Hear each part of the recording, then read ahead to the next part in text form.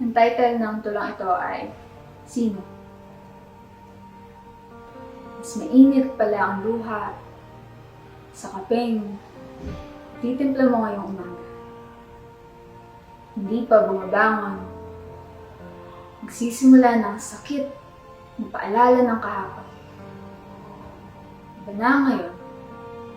Tila kalbaryo ang pag-upo sa bakulat. Wala na ang punang mapagmamasdan o masisilungan mula sa araw na may hatid na pagkaulila. Iba na ngayon. Nanginginig na ang bawat linya, ang susunod na bibigyang kulay ay wala ng kasiguraduhan, tila pinagbibigyan na lamang ng panahon, ngunit wala na ang dating pagkakataon, may pag-aalab, ngunit wala na ang apoy. Isip na ang nananaig para sa talento, ang puso ay hindi na makukontento, pinaglipasan na ng taon, tumatanda, nasisira,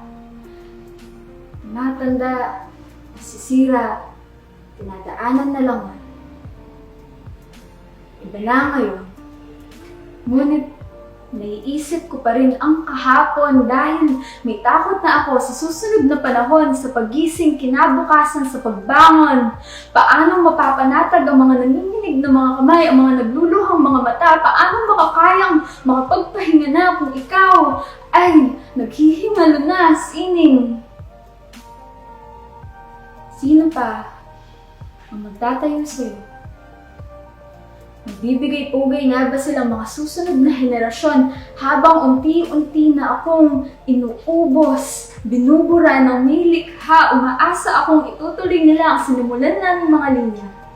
Iguguhit ka nila sa respeto at parangal, ikaw ang magiging bida sa entablado, hindi lang isang beses kada taon, ngunit araw-araw sa bawat tao. Sining, may hangganan, kaming mga alagad mo. Ngunit ikaw ay magpapatuloy hanggat may isang batang nagmamahal sa pluma, sa kulay, sa mga liham sa iyong katauhan, sining. At sa pagkakataong iyon, hindi na kailangang matakot ng kahapon sa paparating na bukas.